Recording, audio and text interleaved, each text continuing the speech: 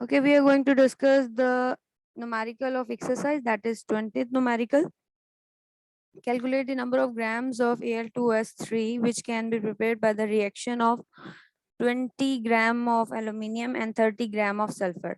तो आपने जो है वो ग्राम्स कैलकुलेट करने हैं, यानी कि मास कैलकुलेट करना है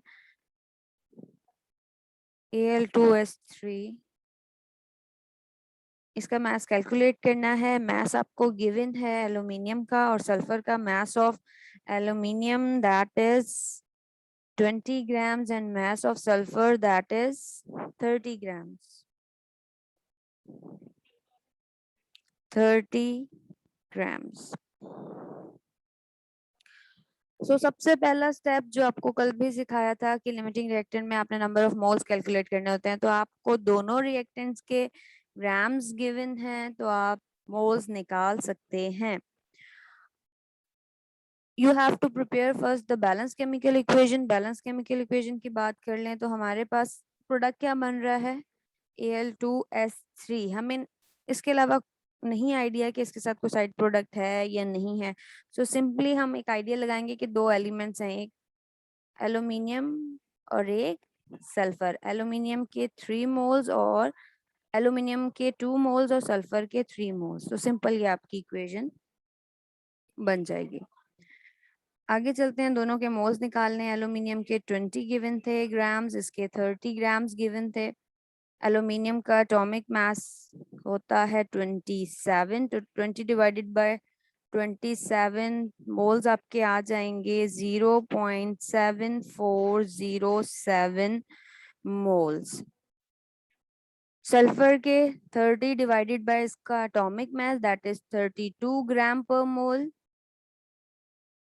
तो आपका आंसर आ जाएगा इसका 0.9375 मोल्स। दोनों के मोल्स पता लग गए। मोल रेशियो लगा लेते हैं प्रोडक्ट के साथ।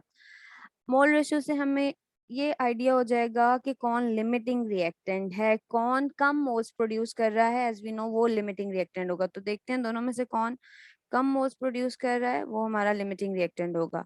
एल्यूमिनियम का रेशियो लगा लीजिए पहले प्रोडक्ट के साथ और फिर आप सेकंड अपना रेशियो लगा लीजिएगा सल्फर के साथ। ठीक है, जो कम मोल्स प्रोड्यूस करेगा सिंपली वो हमारा लिमिटिंग रिएक्टेंट है। इक्वेशन के अकॉर्डिंग एल्यूमिनियम के 2 मोल्स प्रोड्यूस करते हैं आपके प्रोडक्ट के 1 मोल। सो इफ देयर आर, अगर आप यहाँ देखें कि एल्यूमिनियम के कितने मोल्स है दैट इज 0.7407, तो अगर 0.7407 मोल्स होंगे तो कितने प्रोड्यूस होंगे।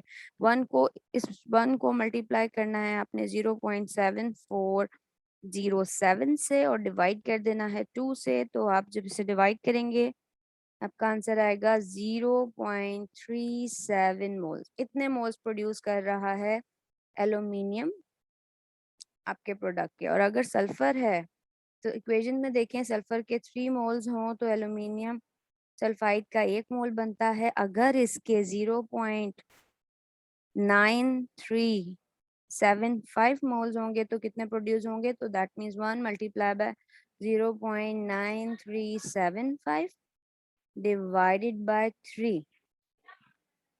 तो 3 से डिवाइड कीजिए, आपका आंसर आ जाएगा 0.313 मोल्स। जी, इनमें से कौन लिमिटिंग रिएक्टेंट है। सल्फर प्रोड्यूस कर रहा है 0.313 और आपका एल्यूमिनियम प्रोड्यूस कर रहा है 0.37। Which one is a limiting reactant. Faizan Hammad Hasan, which one is a limiting reactant बेटा। एल्यूमिनियम है या सल्फर है, कौन जो है एल्यूमिनियम सल्फाइड के कम मोल्स प्रोड्यूस कर रहा है। सल्फर। जी, सल्फर। सल्फर कम 0.31 छोटी वैल्यू होती है तो that means sulphur is a limiting reactant. वरना इक्वेशन में देखने में तो लग रहा था कि 3 मोल्स हैं, शायद ये एक्सेस में है। नो, आपको कभी भी बैलेंस्ड इक्वेशन नहीं बताती कि लिमिटिंग रिएक्टेंट कौन होगा, हमेशा आपको मोल का रेशियो लगाना होता है।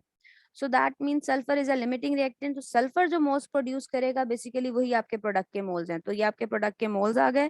प्रोडक्ट के मोल्स पता चल गए हैं, मास निकाल सकते हैं, जो कि आपके क्वेश्चन का पहला पार्ट है कि आपको number of grams of aluminium sulphide calculate करने हैं। सो मास निकाल लेते हैं। मोल्स का आपको आइडिया हो गया है, जो सल्फर ने प्रोड्यूस किए हैं वही आपके प्रोडक्ट के मोल्स हैं, तो that is 0.313 G. Aluminium sulphide का मोलर मास निकाल लीजिए, तो आपको सल्फर का तो एल्यूमिनियम का पता है 27 होता है एटॉमिक मास, 2 से मल्टीप्लाई हो जाएगा, +3 सल्फर का होता है 32, तो मल्टीप्लाई कर दीजिए, ऐड कर दीजिए, आपका आंसर आ जाएगा 150। तो मोल्स को मल्टीप्लाई कीजिए मोलर मास से 150 से, your answer will B 46.95 grams of aluminium sulphide. ये आपके प्रोडक्ट के ग्राम्स आ गए। उसके बाद आपसे जो चीज पूछी गई, that how much limiting reactant non limiting reactant is in access.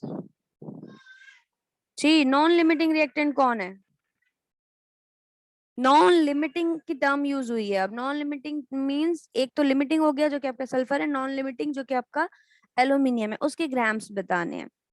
आपके टोटल मास, जो टोटल ग्राम्स थे जो आपने अपने रिएक्शन मिक्सचर में डाले थे, जो टोटल मास था रिएक्टेंट्स का, वो था 30 + 20, या कह लीजिए 20 ग्राम्स एल्यूमिनियम के थे और 30 ग्राम्स थे सल्फर के। तो ये आपके टोटल 50 ग्राम्स थे जो आपने रिएक्शन मिक्सचर में डाले थे।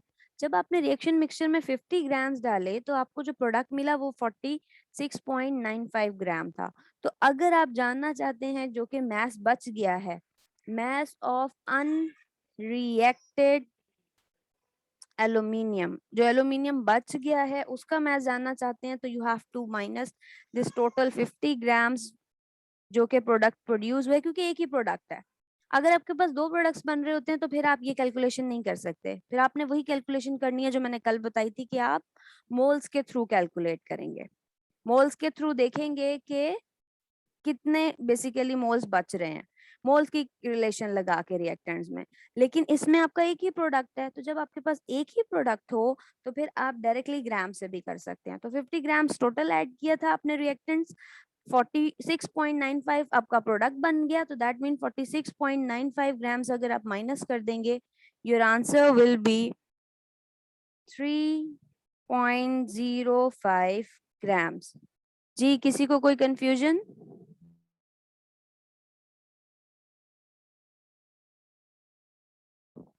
जी बेटा, किसी को कोई problem? No, okay, very good. याद रखना है यहाँ पर मेरे पास एक रिएक्टेंट है बेटा, प्रीवियस वाले में मेरे पास दो थे, तो दैट्स व्हाई मैंने फिर मोल के रेशियो से आइडिया लगाया था कि कितने मोल्स बच रहे हैं और उससे फिर मैंने ग्राम्स कैलकुलेट किए थे। आज मैंने डायरेक्टली कर दिया है कि रिएक्टेंट इतने ग्राम्स लिए हुए थे और उसमें से मैंने जो प्रोडक्ट बनाई, क्योंकि प्रोडक्ट एक ही था, मेरे पास कोई साइड प्रोडक्ट नहीं था, कोई सेकंड प्रोडक्ट नहीं था जो जो कुछ और ग्राम्स प्रोड्यूस कर रहा हो, तो इसलिए मेरी ये वाली कैलकुलेशन और ज्यादा इजी थी। होपफुली आप सबने ये किया होगा, करेक्टली किया होगा और आपको समझ आया होगा। आगे चलते हैं, नेक्स्ट टॉपिक आपके चैप्टर 1 का last topic, that is yield. Yield, yield की हम बात करेंगे। What is yield? Yield is basically the amount of product obtain in a chemical reaction.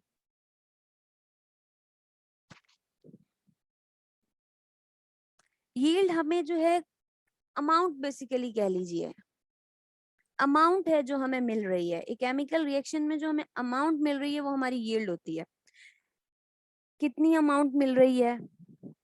Grams में, स्पेसिफिकली ग्राम्स में, किलोग्राम्स में भी हो सकती है, ग्राम्स में भी हो सकती है, उसे हम कहते हैं कि ये यील्ड है। लैब में मोस्टली हम अमाउंट की जगह यील्ड की टर्म यूज कर रहे होते हैं। लैब्स में जब बड़े लेवल पे काम होता है तो हम कहते हैं यील्ड कितनी है। यील्ड वाली टर्म और स्पेसिफिकली परसेंटेज यील्ड वाली टर्म हम यूज करते हैं साइंसेज में, केमिस्ट्री में, क्योंकि ये हमें एफिशिएंसी बताती है। If we want to know about the efficient product, कि हमारा कितना एफिशिएंटली काम हुआ लैब में, हमने कितने एफिशिएंटली एक्सपेरिमेंट किया है और यील्ड प्रोड्यूस की है, कोई प्रोडक्ट हमने हासिल किया है, उसे फिर हम कहते हैं यील्ड है ये हमारी, दिस इज यील्ड। सो आप एक प्रॉपर डेफिनेशन ले सकते हैं यील्ड के लिए, the amount of product calculated from a balanced chemical equation और produced as a result of a chemical reaction is called yield. कि आपने एक बैलेंस्ड केमिकल इक्वेशन के थ्रू जो अमाउंट ऑफ प्रोडक्ट कैलकुलेट की वो यील्ड है। The amount of product calculated from balanced chemical equation, इस चैप्टर में हमने बैलेंस केमिकल इक्वेशन के बारे में बहुत डिस्कस किया और उस पर फोकस भी किया कि इक्वेशन बैलेंस होना कैलकुलेशंस के लिए बहुत जरूरी है। तो यील्ड के लिए भी जब हम कैलकुलेशन कर रहे हैं अमाउंट ऑफ प्रोडक्ट की जो हमने लैब में एक्सपेरिमेंट किया या हम थ्योरेटिकली कर रहे थे, हम पेपर पे भी कर रहे थे, तो जो अमाउंट ऑफ प्रोडक्ट होगी from a balance chemical equation हम कैलकुलेट कर रहे हैं, या हम कोई केमिकल रिएक्शन लैब में करवा के कैलकुलेट कर रहे हैं, वो क्या कहलाएगी? Yield. That term, the specific term use for that calculation is yield, कि कितनी यील्ड हमने कैलकुलेट की. वो यील्ड बैलेंस्ड केमिकल इक्वेशन से भी हो सकती है, कि आप जो है वो पेपर पे काम कर रहे हैं एक बैलेंस्ड केमिकल, जैसे मैं आपको अभी लिमिटिंग रिएक्टेंट करवा रही थी और स्टिचियोमेट्री करवा रही थी, तो मैं एक बैलेंस केमिकल इक्वेशन के थ्रू रफ कैलकुलेशन कर रहे हैं हम लैब में, तो कोई एक्सपेरिमेंट नहीं कर रहे, तो हमारी यील्ड कितनी आ रही थी. अभी प्रीवियस मैंने कैलकुलेशन की तो एल्यूमिनियम सल्फाइड की कितनी यील्ड आ रही थी, वो ग्राम्स मैंने कैलकुलेट किए थे, तो वो कितनी यील्ड आ रही थी. यही हम टर्म्स यूज कर रहे होते हैं, या वो बैलेंस केमिकल इक्वेशन से हो, या मैं लैब में कोई केमिकल रिएक्शन करवाऊं, यानी कि एक्सपेरिमेंट करूं. केमिकल रिएक्शन मैंने लैब में करवाया और मुझे फिर कितने ग्राम्स मिल रहे हैं, कितनी अमाउंट मिल रही है, दैट इज यील्ड. वो कहलाती है यील्ड. चाहे वो बैलेंस केमिकल इक्वेशन से हो, थ्योरेटिकली हो, मैं पेपर पे कर रही हूँ, चाहे मैं लैब में एक्सपेरिमेंट कर रही हूँ, केमिकल रिएक्शन कर रही हूँ, तो मुझे मिल रही है. दोनों केसेस में इसके लिए टर्म जो यूज होती है दैट इज यील्ड. अब पेपर पे करने वाली यील्ड को थ्योरेटिकल यील्ड कहते हैं. अगर मैं बैलेंस केमिकल इक्वेशन से कर रही हूँ, that yield is called as theoretical yield. और अगर मैं लैब में कर रही हूँ, एक्सपेरिमेंट करके कर रही हूँ, तो उसे कहते हैं एक्चुअल यील्ड. यील्ड की ये टू टाइप्स होती हैं. अगर तो वो यील्ड मेरी थ्योरेटिकल वर्किंग है, मैं पेपर पे कर रही हूँ, एक बैलेंस केमिकल इक्वेशन के थ्रू कर रही हूँ, तो वो एक रफ कैलकुलेशन है, तो उस यील्ड को कहेंगे कि वो है थ्योरेटिकल यील्ड, थ्योरी के थ्रू मिली है. और अगर मैंने लैब में एक्सपेरिमेंट किया है, लैब में वर्किंग कर रही हूँ और फिर मुझे कोई ग्राम्स मिल रहे हैं, कोई प्रोडक्ट मिल रहा है, उसकी कितनी अमाउंट है, वो मेरी एक्चुअल यील्ड है बेसिकली. आगे चलते हैं. What is theoretical yield? Theoretical yield that you are calculating from a balanced chemical equation. Actual yield that you are going to obtain or calculate by experiment. When you are doing any experiment in a lab through any chemical reaction, that yield is actual yield. और हमेशा ये बात याद रखनी है, paper में भी ये क्वेश्चन होता है कि एक्चुअल यील्ड जो है वो थियोरेटिकल यील्ड से कम होती है. क्यों? अगर आपसे वो रीजन पूछ लें, why actual yield is mostly less than theoretical yield, if they are asking you the question that why actual yield is mostly less than theoretical yield, so आप क्या आंसर करेंगे? ये आपका क्वेश्चन बोर्ड के exams में पूछा जाता है आपसे, why actual yield is mostly less than theoretical yield. ये एक्चुअल यील्ड थ्योरेटिकल यील्ड से कम क्यों हो जाती है, क्यों होती है, रीजन बताइए. तो इसकी जो रीजंस हैं, जो वजह होती है कि एक्चुअल यील्ड वो जो मैं लैब में काम कर रही हूँ, मैं लैब में एक्सपेरिमेंट कर रही हूँ, सेम केमिकल रिएक्शन था, मैंने सेम अमाउंट्स ली थी रिएक्टेंट्स की, लेकिन जब मैं पेपर पे कर रही थी तो 30 ग्राम बन रहे थे, और जब मैंने लैब में किया तो 23 ग्राम्स बन रहे थे. ये 3 ग्राम का लॉस क्यों हुआ है मुझे? So that is the question basically. इसका आंसर ये है कि मे बी कोई साइड रिएक्शन हो रहा हो और मुझे नहीं पता चला, जिसमें वेट लॉस हो गया, तो maybe there is any kind of side reaction, कोई साइड रिएक्शन था जो नहीं आइडेंटिफाई हुआ, कोई कॉम्पीटिंग रिएक्शन था जो उस रिएक्शन के साइड में हो रहा था लेकिन ऑब्जर्व नहीं हुआ, उसमें हमारा वो 3 ग्राम्स लॉस हो गया. ये वजह हो सकती है. ये हो सकती है कि रिएक्शन रिवर्सिबल हो गया हो, रिवर्सिबल रिएक्शन हो. रिवर्सिबल रिएक्शन का मतलब है कि प्रोडक्ट वापस रिएक्टेंट में चेंज, मैंने आपको बताया था टू टाइप्स के रिएक्शंस होते हैं, इरिवर्सिबल रिएक्शन और reversible reaction. Reversible reactions, irreversible reaction वो होते हैं जो आपके प्रोडक्ट में चेंज हो गए, अब वो प्रोडक्ट वापस रिएक्टेंट में नहीं जाएगा. लेकिन जो आपके रिवर्सिबल होते हैं, रिवर्स हो सकते हैं, उसमें आपका प्रोडक्ट बन रहा होता है, उसमें इतनी एबिलिटी होती है, उसे ऐसी कंडीशंस मिल रही होती हैं कि वो वापस रिएक्टेंट में कन्वर्ट हो जाए, रिएक्टेंट्स बना ले. तो जब प्रोडक्ट जिसकी अमाउंट 30 ग्राम्स बननी चाहिए थी, वो खुद कुछ वापस रिएक्टेंट में चेंज होगा, तो दैट मीन्स वो जो 3 ग्राम्स का मैं लॉस कह रही हूँ वो रिवर्सिबल रिएक्शन होने की वजह से हो गया हो. उसके अलावा इनकम्प्लीट रिएक्शन हो, रिएक्शन कंप्लीट ही नहीं हुआ, उसे प्रॉपर कंडीशंस नहीं मिली, प्रॉपर एनवायरनमेंट नहीं मिला और रिएक्शन कंप्लीट ही नहीं हुआ। सो पॉसिबल है कि रिएक्शन इनकम्प्लीट हो, जिसकी वजह से मुझे लैब में एक्सपेरिमेंट करने पर वो एग्जैक्ट अमाउंट, वो एग्जैक्ट यील्ड नहीं मिली जो मुझे पेपर पे करने पर मिल रही थी, जो मेरी ऑब्जर्वेशन थी, जो मेरी थ्योरी थी, जो मेरी थ्योरेटिकल मेरा आइडिया था। ये रीजन हो सकता है। एक हो सकता है इनएक्सपीरियंस वर्कर, मुझे काम ही ना करना आता, मुझे चीजें हैंडल ही ना करनी आती हो, मुझे नहीं पता कि पाइपेट से प्रॉपर अमाउंट कैसे लेनी है, मुझे नहीं पता ग्रेजुएटिंग सिलेंडर में मुझे लोअर मिनिस्कस देखना था कि अपर मिनिस्कस देखना था, मुझे नहीं पता कि मैंने फिल्टर पेपर पे फिल्ट्रेशन करनी थी तो कितनी दफा फिर वॉश करना था रेजिड्यू हासिल करने के लिए, मुझे नहीं पता था कि क्रिस्टलाइजेशन में वॉशिंग कैसे करनी थी। तो मैं अगर इनएक्सपीरियंस हूँ, काम लैब में करने वाला कोई वर्कर इनएक्सपीरियंस है, उसे नहीं idea that how to do a proper experiment or a proper work, तो yield waste होती है, तो yield waste होती है। तो that's why actual yield mostly हमारी कम होती है, हैंडलिंग का मसला होता है। अब जैसे आप सबकी मदर्स खाना बनाती हैं और हर किसी की मदर के हाथ का टेस्ट डिफरेंट होगा, क्यों?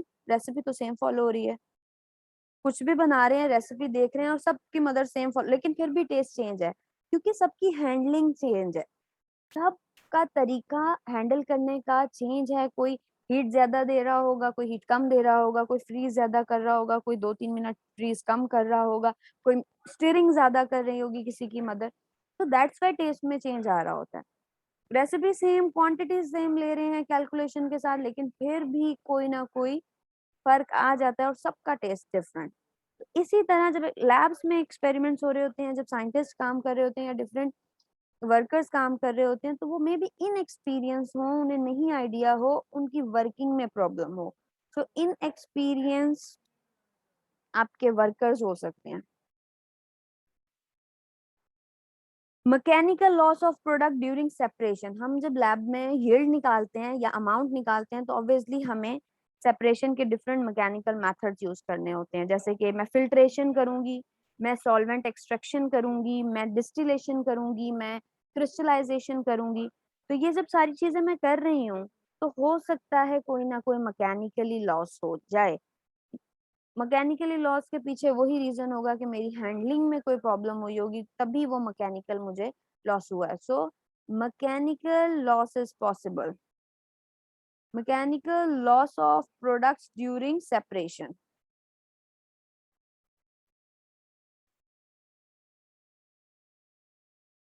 और वो जो सेपरेशन के मेथड्स हैं वो फिल्ट्रेशन हो सकती है, क्रिस्टलाइजेशन हो सकती है, आपकी डिस्टिलेशन हो सकती है।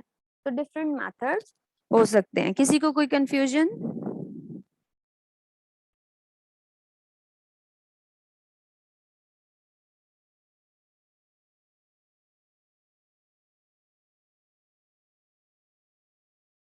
जी बेटा, किसी को कोई प्रॉब्लम?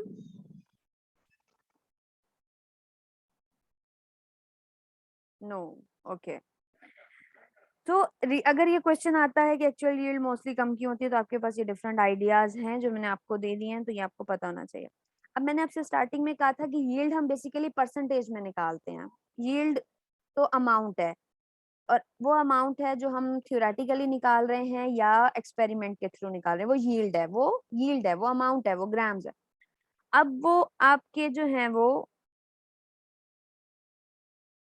अगर परसेंटेज की फॉर्म में है तो दैट इज वेरी गुड। क्यों? क्योंकि हम हमेशा कोशिश करते हैं कि हमें एफिशिएंसी का पता चले, और एफिशिएंसी आपको परसेंटेज बताती है।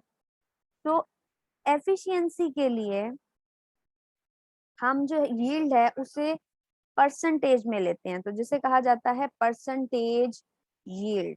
परसेंटेज यील्ड निकालते हैं, इसका क्या फॉर्मूला है? Let's see. Percentage yield is equals to basically percentage yield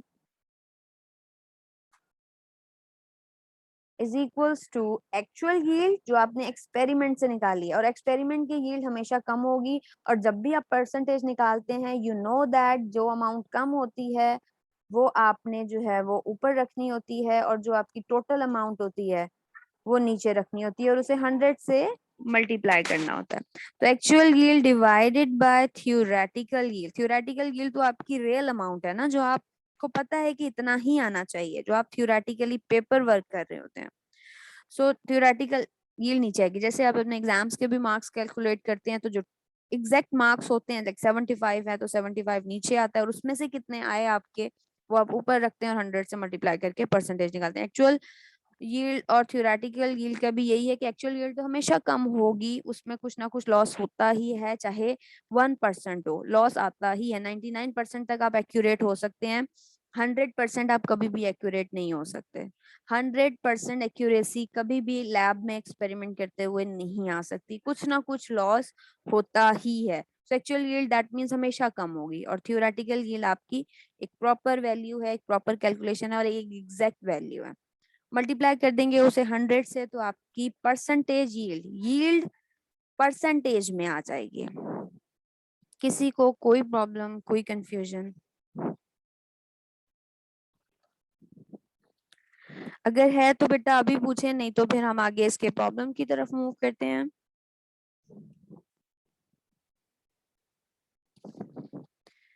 क्योंकि आपके पास पूरा चांस होता है, जब मैं पढ़ा रही हूँ आप मुझसे जितनी दफा पूछेंगे मैं बताऊंगी, बट तब आप चांस खो देते हैं जब आपका टेस्ट होगा और आपको फिर नहीं आ रहा, अगर आप कहेंगे मिस नहीं आ रहा या समझ नहीं आ रहा, दैट्स वेरी बैड। तब आपको मुझे 100% रिजल्ट देना है।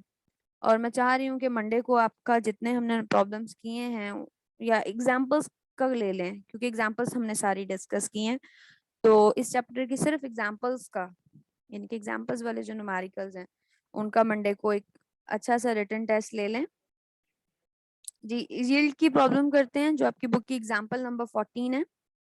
अगर आप लोग अपनी बुक्स खोल लें, एग्जाम्पल 14 ऑफ योर बुक, ये वाला क्वेश्चन बोर्ड में बहुत दफा एग्जैक्ट सेम क्वेश्चन, यही एग्जैक्ट सेम क्वेश्चन आपके बोर्ड के एग्जाम्स में आया है, और मुझे ये डाउट हो रहा है कि शायद इस दफा के पेपर में भी यही क्वेश्चन था। ये जो अभी आपका पेपर हुआ है फर्स्ट ईयर का, आई गेस एग्जैक्टली सेम यही क्वेश्चन आया है। सो ये क्वेश्चन पहले भी बहुत दफा आ चुका है यील्ड का, यही एग्जाम्पल नंबर 14, और पॉसिबल होता है ये क्वेश्चन आने का। जैसे मैंने आपको 4 टॉपिक्स बताए हैं, empirical molecular formula, stoichiometry, limiting reactant और ये आपका यील्ड वाला, इसमें से मोस्टली आपका लॉन्ग में 5 मार्क्स का एक प्रॉब्लम आता है। आगे चलते हैं, डिस्कस करते हैं example number 14 of your book. आपकी बुक का पेज है 22। क्वेश्चन पढ़ते हैं। व्हेन लाइमस्टोन, लाइमस्टोन कहते हैं कैल्शियम कार्बोनेट को। ये जो मार्बल्स होते हैं ना, आपके घरों में भी मार्बल्स लगे होंगे, ये उसका फॉर्मूला है CaCO3। इसका केमिकली नेम हम जो है वो कैल्शियम, मतलब केमिस्ट्री की लैंग्वेज में कैल्शियम कार्बोनेट, और जो कॉमनली यूज होता है name that is limestone, is roasted, burn किया गया। रोस्टेड का मतलब होता है बर्न करना। When limestone calcium carbonate is roasted, यानी कि बर्न किया गया, quicklime CaO, quicklime CaO calcium oxide का फॉर्मूला इज प्रोड्यूस्ड, ये प्रोड्यूस होगा according to the following equation. आपको एक इक्वेशन भी नीचे दे दी है, साथ में बन रहा है कार्बन डाइऑक्साइड, कार्बन डाइऑक्साइड की गैस प्रोड्यूस होगी, all are in a state of a gas. आगे चलते हैं। The actual yield of, actual yield मतलब एक साइंटिस्ट ने लैब में एक्सपेरिमेंट किया है और लैब में एक्सपेरिमेंट करने पर उसकी यील्ड आई है 2.5 ग्राम। ये है एक्चुअल यील्ड, एक्चुअल यील्ड है ये, ठीक है। एक्चुअल यील्ड है 2.5 kg है, नॉट ग्राम्स, इसे हम जरूर केजी में ग्राम्स में चेंज करेंगे। 2.5 kg, 2.5 kg, kilograms. When 4.5 kilograms of limestone, ये आपका कैल्शियम कार्बोनेट लाइमस्टोन है, सो ये है 4.5 kilograms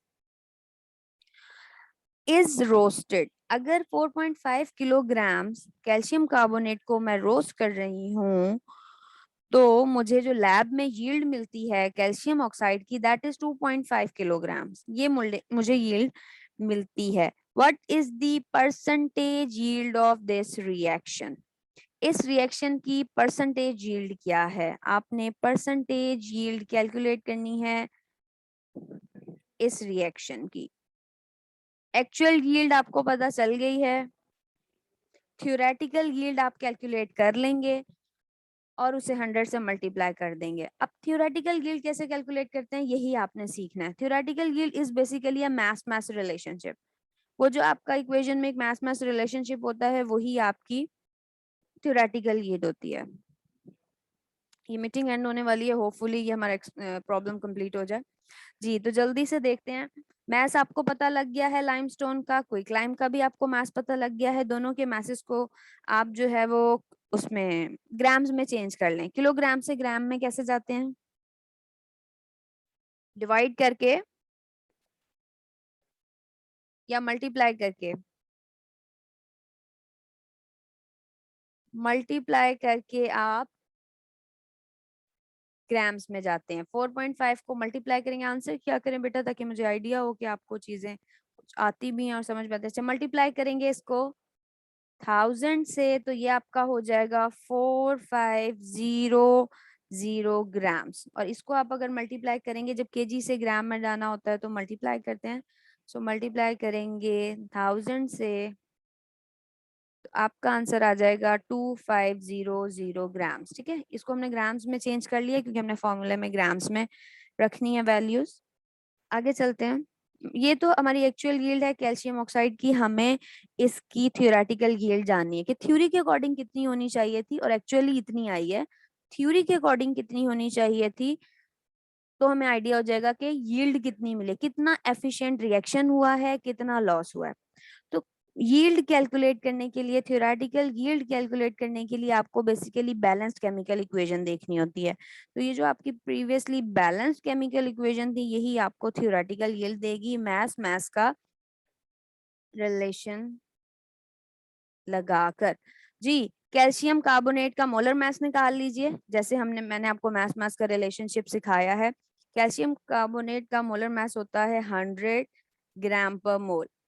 अगर आप करके देख लें 40 प्लस 12 प्लस 3 को मल्टीप्लाई कर लीजिएगा 16 से, इन सबको ऐड कीजिए तो आपका आंसर आ जाएगा 100। ठीक है, ये इसका मोलर मास है। तो 100 ग्राम, 100 grams calcium carbonate is producing how many grams of calcium oxide. Equation में देख रहे हैं हम कितने कैल्शियम ऑक्साइड के ग्राम्स प्रोड्यूस कर रहा है। अगर एक बैलेंस केमिकल इक्वेशन के अकॉर्डिंग बात करें तो आपको इसके भी मोलर मास, इसके भी ग्राम्स पता होने चाहिए, मोलर मास का आइडिया होना चाहिए। तो 40 प्लस ये आपका हो जाएगा 16 तो ये आपका हो जाएगा 56।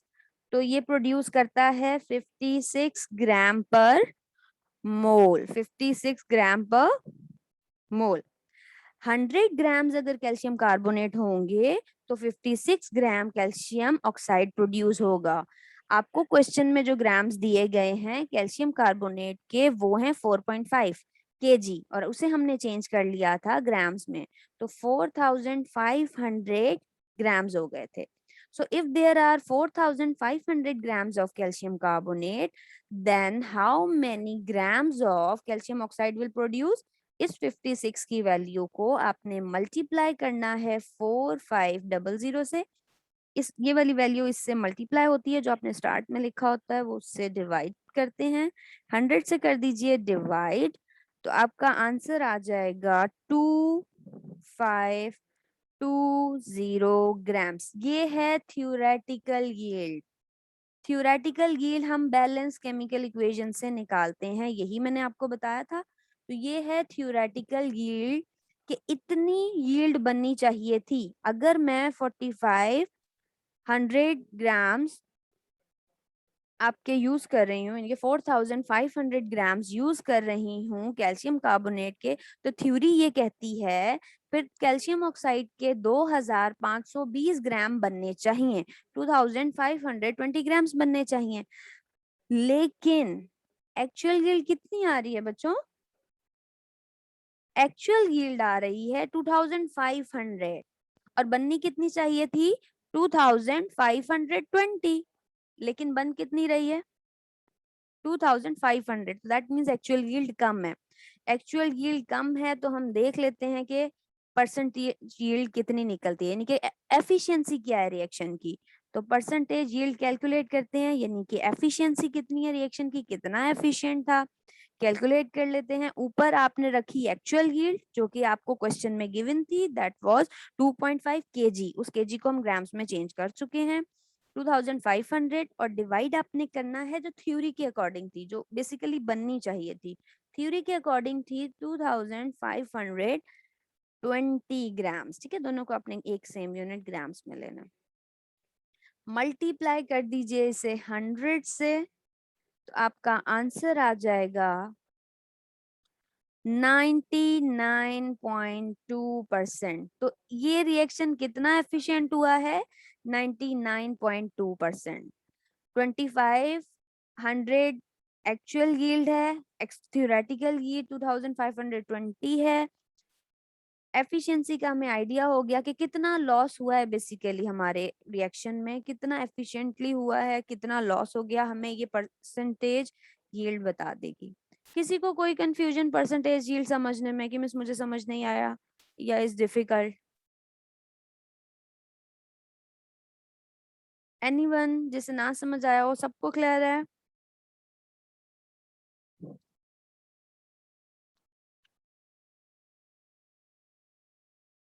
ओके, फैजान को क्लियर है, मोमिना को भी क्लियर है, जी, नमाज को भी क्लियर है।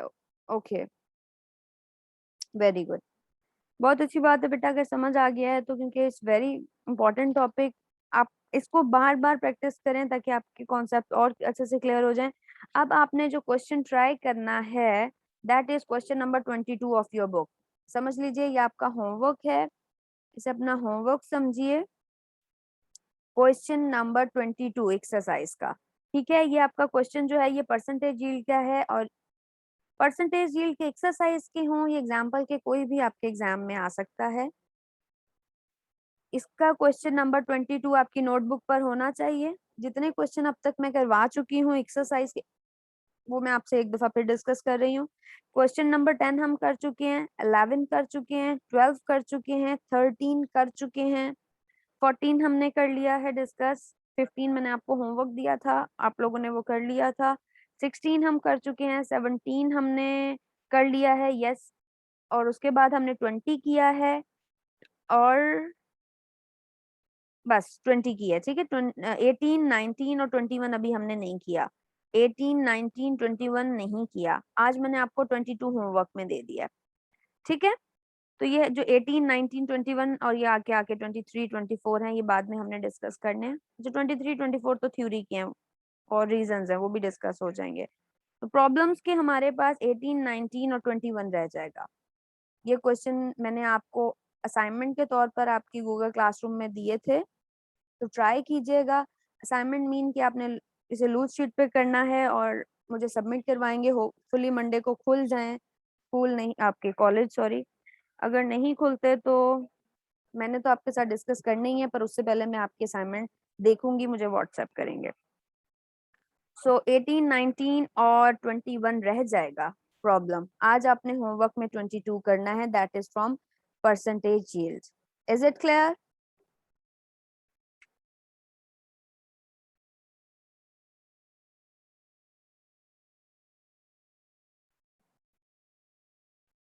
ओके, तो मीटिंग एंड होने वाली है, 1 मिनट रह गया है।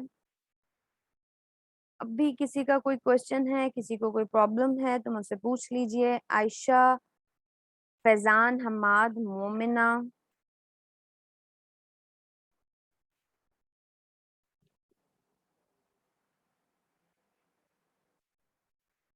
नो, ठीक है बेटा, फिर मंडे को मिलते हैं आपसे।